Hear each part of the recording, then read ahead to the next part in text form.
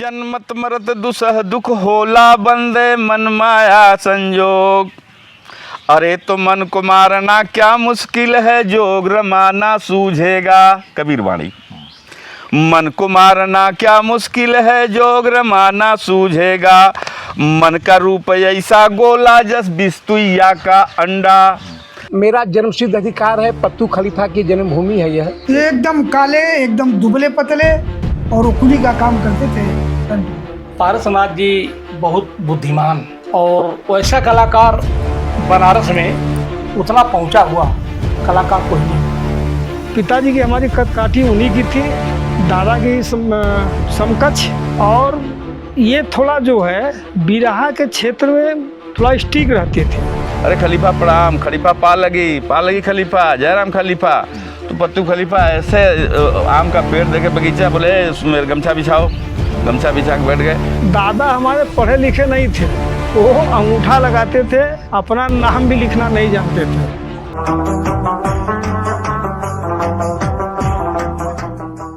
इस वीडियो के प्रायोजक हैं सत्यनारायण सिंह यादव, पुत्र स्वर्गीय रामबहाल सिंह यादव, संस्थापक और सहायक अध्यापक आदर्श इंटर कॉलेज रेहारी पतरही जौनपुर, भूतपूर्व सैनिक और आध्यात्मिक, ग्राम आह्लादपुर, पोस्ट बहेरी, जिला गाजीपुर।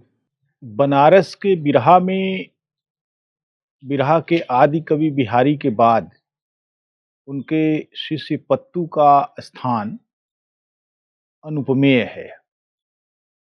पत्तू ने जिस तरह से अपने अखाड़े को स्थापित किया, जैसे संचालित किया, और जितने बड़े गायक उसमें से पैदा हुए, वह अपने आप में एक बड़ी मिसाल है।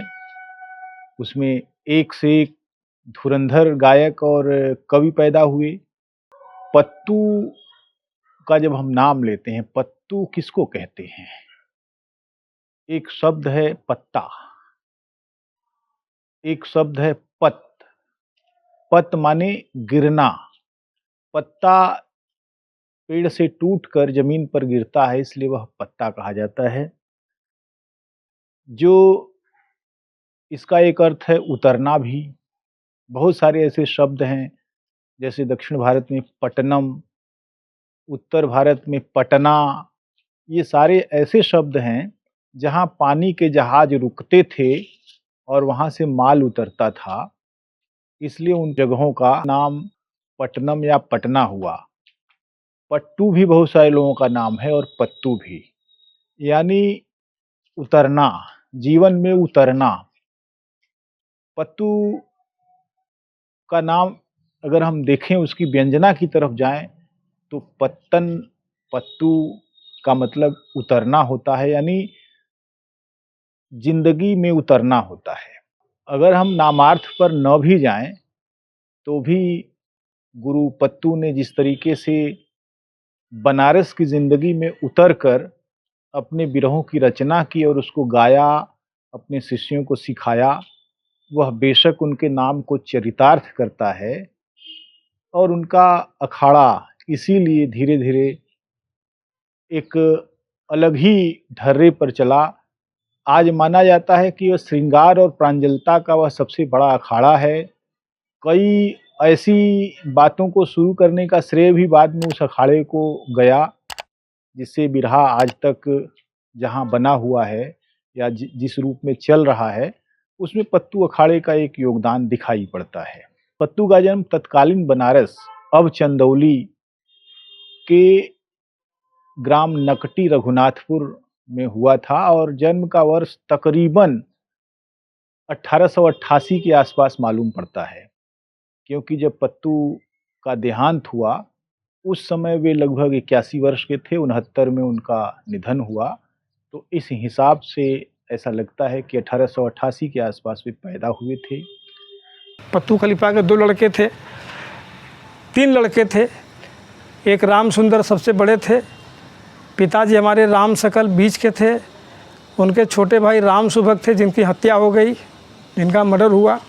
मेरा जन्मसिद्ध अधिकार है, पत्तू खलीफा की जन्मभूमि है यह। और उनके लड़के थे, उनकी पगड़ी मिली राम सकल गुरु को, जो हम लोग के पद में चाचा भी थे, हमारे गुरु भी थे। उनके साथ भी मैं एक आध साल रहा। बचपन के दिनों में ही वे बनारस चले आए और यहाँ मेहनत मजदूरी करके अपने परिवार के भरण पोषण में योगदान करने लगे और यहाँ काम करने के दौरान ही उनका संपर्क गुरु बिहारी से हुआ और जल्दी ही वे उनके पट्ट शिष्य बन गए। एक दिन की घटना भी ऐसा दादा बता रहे थे कि प्रवचन करने में गुरुजी देर कर दिए। लोग कहे भाई देर क्यों कर रहे हो, गुरुजी जल्दी शुरू करिए। तो कहे अभी असली हमारा श्रोता नहीं आया है जी। तब तक बिहारी गुरु और दादा हमारे साथ ही रहते थे, एक ही कमरे में रहते थे। तो वो पहुँचे जब वहाँ तो कहे कि देखो बिहारी जरा खड़े हो जाओ, पत्तू खड़े हो जाओ, बताओ कल मेरा किस अध्याय तक मैं अपना बात कहा था जी। तो बोले कि महाराज जी कल का बताएं कि एक हफ्ता पहले से बताएं। कहने कल का बताओ। तो बताए, फिर दो लोग को और खड़ा किए, कहे आप बताओ एक दिन पहले मैंने मेरा अध्याय कहाँ समाप्त हुआ था, नहीं बता पाए। कहते देखो असली श्रोता ये है जी। इसलिए मैं इसका इंतजार कर रहा। कई ऐसी चीजें हैं जिसकी तथ्यात्मक छानबीन किए जाने की जरूरत तो पड़ेगी ही, क्योंकि वह जिसके द्वारा कही जाती है उसके अपने आग्रह हो सकते हैं। पत्तू गुरु के बारे में कहा जाता है कि वे राजमिस्त्री थे, लेकिन एक दूसरा पाठ यह कह रहा है कि वे कुली का काम करते थे, बोझ ढोते थे।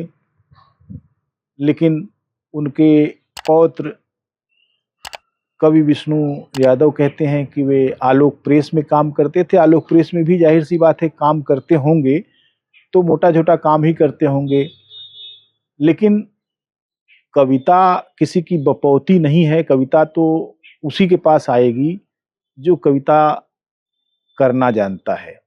पत्तू गुरु में काव्य प्रतिभा थी और उन्होंने लिखना और गाना शुरू किया। एकदम काले, एकदम दुबले पतले, और वो कुली का काम करते थे करंट में जी। उनके घर भी हम आए गए। हाँ। अच्छी तरह से देखा हूँ। बातें थी ना हाँ। कि पहले शिष्य लोग सिन्नी देते थे, गुरु मानते थे ना। हाँ।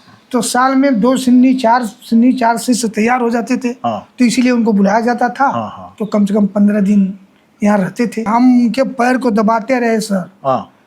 इतना हिट दिया, इतना दबा, लेकिन वो बुड्ढा कभी सी नहीं बोला कि हमको दर्द। दादा हमारे जो है अब बिहारी गुरु गुला नाले पे आलोक प्रेस है, उस प्रेस में दोनों लोग काम करते थे और वहीं पे लोग किराए पर रहते थे। और वहाँ से दादा और बिहारी गुरु आते थे ये लक्ष्मी कुंड।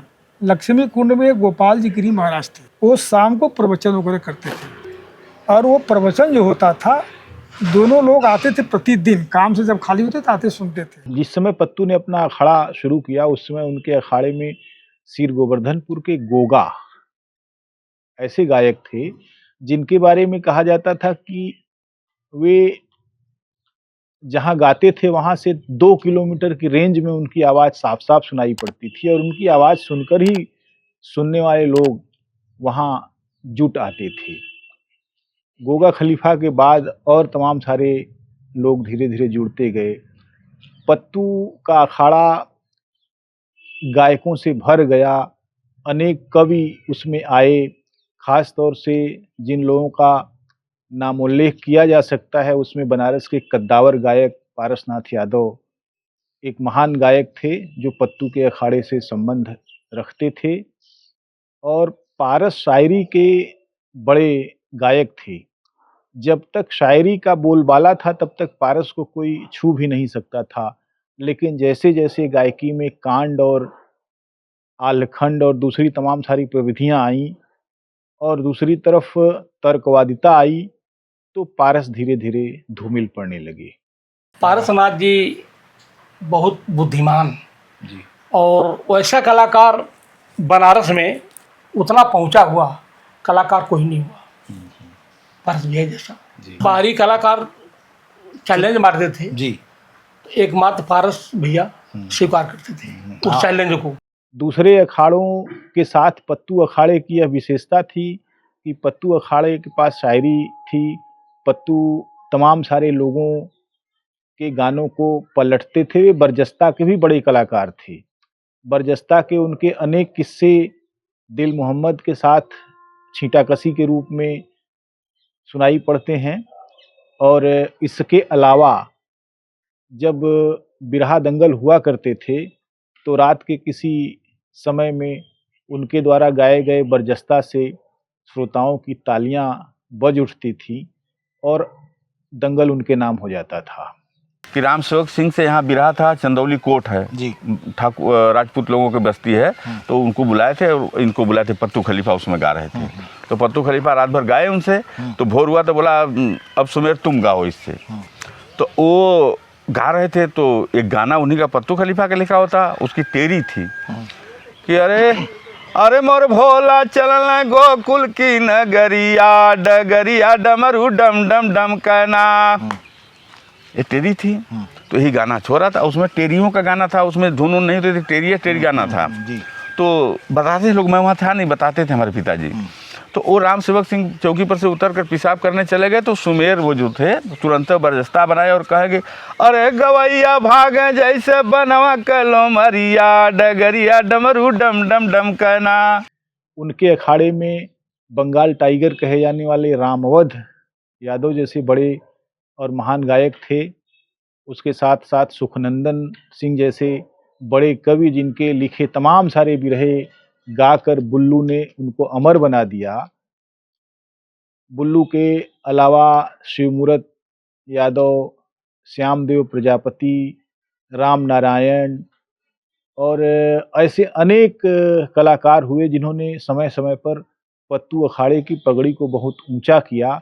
लेकिन पारस के बाद बुल्लू ऐसे विश्वस्तरीय कलाकार के रूप में उभर के आए जिनके गाने की धूम पूरी दुनिया में मची। बुल्लू आज किंवदंती पुरुष हैं और उनके गाए बिरहे अमर आख्यान हैं पत्तू अखाड़े के। सुखनंदन जैसे कवि, उसके बाद प्रसिद्धन जैसे बड़े कवि आए जिनको पारस ने भी गाया और बुल्लू ने भी गाया और दूसरे तमाम सारे लोगों ने गाया। पत्तू अखाड़े में ही पहली बार रामनारायण यादव ने तमाम सारी गायिकाओं का पदार्पण कराया और उनको प्रशिक्षित किया, और एक तरह से महिला गायकों को लाने का बनारस में जो सबसे पहला श्रेय किसी को है वो पत्तू अखाड़े को ही है। पत्तू के बाद उनके बेटे राम शकल यादव ने अपने पिता की पगड़ी संभाली और वे भी लंबे समय तक गाते रहे और लिखते रहे। देखिए पिताजी हमारे जो है ना, कदकाठी जो दादा की हमारी थी, सेम उन्हीं का उनका भी था। और हमारे बड़े पिताजी तो लंबे चौड़े थे, लेकिन पिताजी की हमारी कदकाठी उन्हीं की थी, दादा की समकक्ष। और ये थोड़ा जो है बिरहा के क्षेत्र में थोड़ा स्टिक रहते थे। इनका ये रहता था कि अगर हमने बिरहा लिख के चेला को दिया है तो सीखा क्यों नहीं, और अगर गाने का लाइन उसको सही नहीं बैठ रहा है तो उसको बताते थे कि इसको ऐसे न ऐसे, ऐसे न ऐसे बोलना है, ठीक है। तो अब हमको एक, अब वो तो बहुत बिरहा लिखे, उनका तो जो है लेखनी अजीब था। मकुंद माधवेंद्र मस्तमालती सुशोभती सुभासती वसुंधरा विपिन बिहार श्याम की, श्याम वर्ण श्याम और गौर रंग गोपियाँ, गुलाब रंग वस्त्र चोलियाँ थी ब्रिजबाम की, गोपिन के साथ श्याम रास को रचाते थे, मधुकर परागों पर लेता बसेरा, राम सकल श्याम नित्य पे गगन झूम उठा, कब होती है रजनी कब होता सवेरा। पढ़े लिखे नहीं थे पिताजी हमारे। लेकिन धीरे धीरे अखाड़ों का जिस तरीके से स्वरूप बदल रहा था, गायकों का वर्चस्व अधिक बनता गया और कवियों का प्रभाव कम होता गया। इसके बारे में उनके सुपुत्र विष्णु यादव कुछ दुखी स्वर में कहते हैं कि कवियों का तो धीरे धीरे जैसे उठान हो गया और बेमतलब की चीज वे बनते गए। हम तो अपने पिताजी के साथ कलकत्ता, बम्बई, अहमदाबाद, सूरत, गुजरात खूब धूम के गए और बिरहा गाए, झरिया, बलिया, आपके आसनसोल, बर्दवान। लेकिन जो गुरु शिष्य परंपरा की व्यवस्था थी वो धीरे धीरे कमज़ोर हो गई। चेलाओं के अंदर हमने देखा कि जो चेला लोग हैं उनके मन में एक बात आती थी कि अब बिरहा तो लिखा गया, गुरुजी कब जाइए। जब हम 82 में कलकत्ता से वापस आए दोबारा, तो मेरा दंगल था कादा रोड में, और कादा रोड में दंगल था। एक काशीनाथ MLC एक हैं वर्तमान में एमएलसी हैं, उस समय हम लोग के समकक्ष कलाकार थे, गायक थे। तो वहाँ हम लोग गा करके रुके, तो वहीं एक पिताजी का शिष्य था, सिंधी उन्नी सब कुछ दिया, उसको हम 10-15 बिरहा जो है डायरी से लिखे, 2-4 बिरहा पिताजी लिखवाए। 2-3 दिन हम लोग वहाँ रुके। 2-3 दिन के बाद कुछ हमको ऐसा महसूस हुआ कि जैसे हम लोग भारी पड़ रहे हैं, ठीक ना। तो हमको समझ में आया कि ये गुरु शिष्य का जो परंपरा है ये छिड़ हो रहा है, कमज़ोर हो रहा है। आज पत्तू अखाड़ा तमाम सारे अखाड़ों की तरह कई पीढ़ियों को प्रशिक्षित करने और उनको आगे बढ़ाने के बावजूद अपने स्मारक के लिए तरसता हुआ खड़ा है। उसके कई धड़े हो गए हैं, जिसमें एक धड़े के खलीफा फिलहाल मनोहर पहलवान भी हैं, एक धड़ा उनके पौत्र विष्णु यादव के पास है, और कुछ एक और जगहें हैं जहां पत्तू अखाड़े से निकले हुए गायकों और कवियों ने अपने अपने तरीके से अपना अपना धड़ा चलाना शुरू कर दिया है। पत्तू अखाड़े के विस्तृत इतिहास के लिए बहुत गहरी छानबीन की ज़रूरत है कि आखिर उनकी कविताओं की क्या विशेषता थी, वे बिरहे में कौन से तत्व ऐसे समाहित करते थे कि उनका बिरहा एक लोकप्रिय बिरहा बनकर उभरता रहा और लोग उसके मुरीद होते रहे। उन्होंने क्या साहित्यिक और सांस्कृतिक योगदान किया है, उनका ऐतिहासिक मूल्य क्या है, उन्होंने बिरहा को जिस तरीके से जन जन तक पहुंचने वाली एक लोकप्रिय विधा बनाया कि उस समय की तमाम दूसरी लोक प्रदर्शनकारी कलाएं धीरे धीरे बिरहे में ही आती गईं, और किस रूप में इस समाज ने उससे सीखा और अपनी सांस्कृतिक मानसिकता का निर्माण किया। अब ये पत्तू खलीफा की खांटी चीज है। जन्मत मरत दुसह दुख होला, बंदे मन माया संजोग। अरे तो मन को मारना क्या मुश्किल है, जोग रमाना सूझेगा। कबीर वाणी। मन को मारना क्या मुश्किल है, जोग रमाना सूझेगा। मन का रूप ऐसा गोला जस बिस्तुइया का अंडा। मन का रूप ऐसा गोला जस बिस्तुइया का अंडा। दौड़ करे बर वक्त बराबर, इस समय बेग खंडा। अंडा बंडा क्या जानेंगे, संत सुजाना सूझेगा। जोग जतन का मथन करो, तब होई रतन तैयार। जोग जतन का मथन करो, तब होई रतन तैयार। गोलापन चिपटा हो जाई है, गोलापन चिपटा हो जाई है, तब रुकी दिलदार। अगर कोई होए जौहरी हीरा, उसे लखाना सूझेगा। अच्छा, अगर कोई होए जौहरी हीरा, उसे लखाना सूझेगा। बड़ा काम इसमें बाजारी, अजब मोहनी माया। बड़ा काम इसमें बाजारी, अजब मोहनी माया। फंसे हुए सब जीव चराचर, ऐसी जाल बिछाया। हाया रह न देती, इसको दूर हटाना सूझेगा। अरे तब की छुरी मुरी ना भैया, रही हैं धार बरी का। तब की छुरी मुरी ना जब रही हैं धार बरी का। काटेंगे माया के जाल को, इसमें यही तरीका। सीखा ढंग पंथ में जाके रगड़ उठाना सूझेगा। और मन मांगे ठंडा पानी तो उसको गर्म पिलाओ। क्या बात। मन मांगे ठंडा पानी तो उसको गर्म पिलाओ। मन मांगे भोजन करने को, उसको क्षमा खिलाओ। अगर मन मांगे नींद तो आलस दूर हटाना सूझेगा। अगर मन मांगे नींद तो आलस दूर हटाना सूझेगा। अब ये मेन लाइन सुनिए भैया, बहुत अच्छी लाइन है। अरे हाँ, कल्प वृक्ष है जिसके अंदर फला है फल एक सुंदर। कल्प वृक्ष है सबके अंदर, फला है फल एक सुंदर। खाते उसको वही शख्स जो रहे ध्यान के अंदर। जीव को पता नहीं गुरुओं से भेद लखाना सूझेगा। इसको एक बार और पढ़ता हूँ। कल्प वृक्ष है सबके अंदर, फला है फल एक सुंदर, खाते उसको वही शख्स जो रहे ध्यान के अंदर।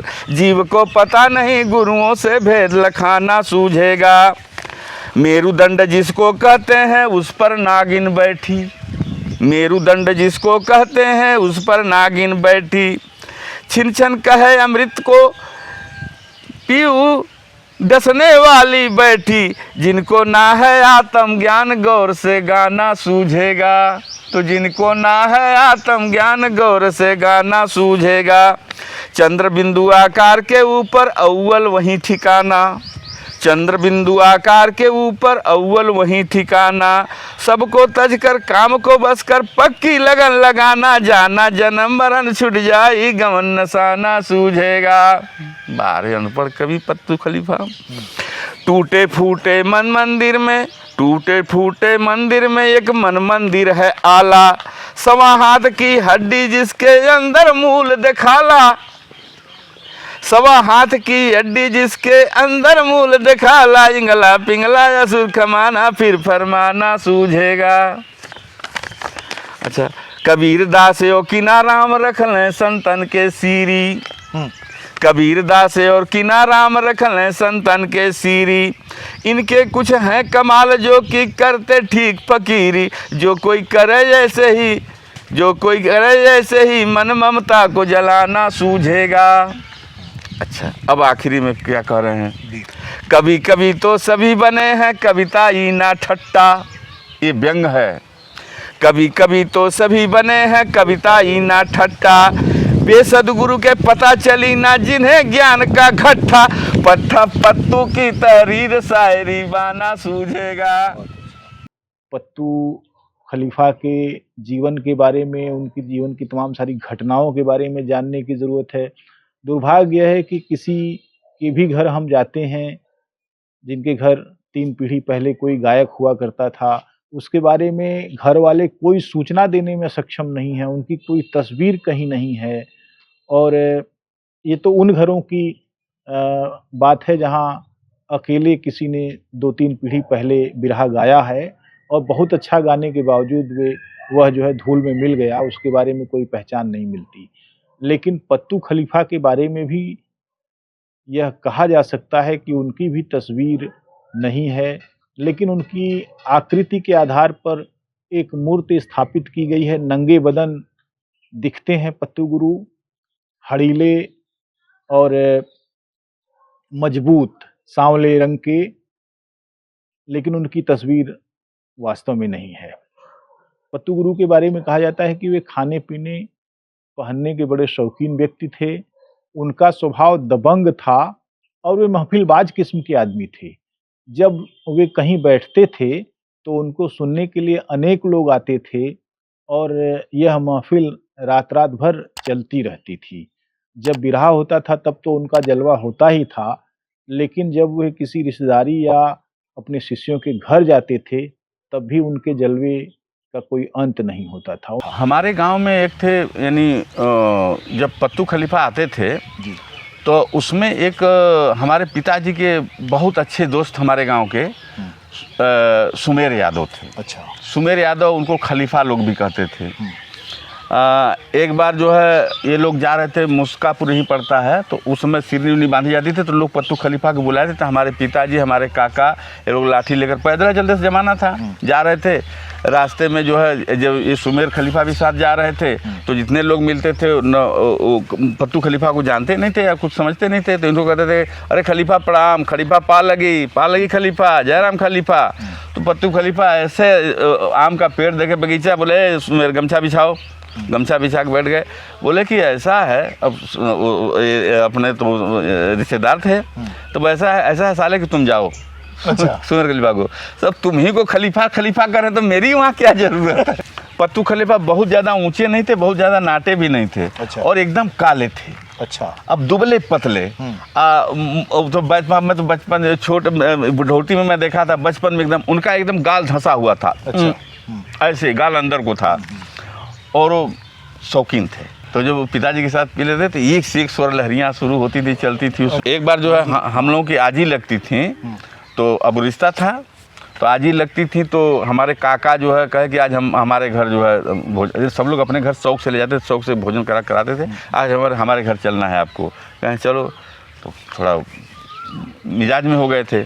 तो बोले अरे साले हम इतना दूर कैसे चलेंगे? तो बोले कि आवा, पहलवान आदमी थे काका, इस पर बैठाए उनको, अपना लेकर चल दिए। तो लेकर गए तो कह रहे हैं कि माई का बचवा, अरे हई दुलाल होते परछन कर दे इनका। तो बड़ा कर रहा से वो। उनका डील डोल जो था सामान्य था, पतले दुबले थे, और रंग पानी जो है जिसे हम लोग का रंग है पक्के पानी के थे। एक हरी बदन थी, आवाज़ बंसी की तरह था। हाफ जो है हमेशा ये उस समय चलता था, धोती ठेवनी तक का वही पहनते थे, और हाफ जो है जो कुर्ता आता था उस समय वो पहनते थे।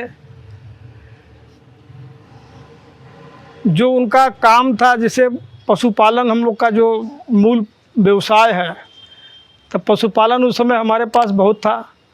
दादा हमारे जो है इधर बगीचा था, इधर बगीचा था, सब बगीचा में जो है अपना जाते थे। और जो भी उनके शिष्य थे वो सारे शिष्य आते थे। और दादा हमारे पढ़े लिखे नहीं थे, वो अंगूठा लगाते थे, अपना नाम भी लिखना नहीं जानते थे। तो उनका जो व्यवहार था, हम तो उस समय छोटे से थे, हमको तो जो है एक ठो टॉफ़ी बिस्कुट दिलाते थे और कहते थे ज़रा गाना सुनाओ तो एक थे। तो पिताजी हमारे एक ठो लिखे थे, चमके लाल बहादुर राम नगरिया वाला, अयूब के मुंह पे ताला कर दिया। हम जब यही सुनावे तो हमको जो है कहेंगे वाह बेटा हमारा नाम रोशन करेगा। और बिरहा तो 4-4, 5-5 बिरहा एक एक साथ बोल के लिखवाते थे। अनेक बिखरावों और चुनौतियों के बावजूद पत्तू का अखाड़ा अभी भी अच्छी तरह सांस ले रहा है, और उसमें कई ऐसे गायक हैं जो उसकी आन बान शान को बचाए हुए हैं। हालांकि अब श्रोताओं की पुरानी कतार लगभग खत्म हो गई है, और जो नए लोग आते हैं वे असल में बिरहा से ज़्यादा अपने महत्व को रेखांकित करने के लिए गवैयों को प्रेरित करने का काम करते हैं। और गवैये भी अब बिरहा नहीं गाते, उनसे उनके अखाड़ों का नाम नहीं होता, बस एक पूंछ लगी रहती है कि ये पत्तू अखाड़े, ये गणेश अखाड़े, ये रमन अखाड़े, ये सरजू अखाड़े, ये अंबिका अखाड़े, ये अकलू अखाड़े, ये मुसई अखाड़े, इसके लोग हैं। लेकिन वास्तव में अब बिरहा अपना तेज खो रहा है। लेकिन दूसरी पीढ़ी के महान लोगों में जिनकी गणना होती है, उनमें एक बड़ा नाम है पत्तू, और पत्तू का अखाड़ा बिरहा को बहुत बड़ा योगदान करने वाला अखाड़ा रहा है। और मुझे लगता है कि पत्तू के साथ-साथ पत्तू की पूरी विरासत को नए सिरे से संजोने की ज़रूरत है। बहुत-बहुत धन्यवाद, नमस्कार।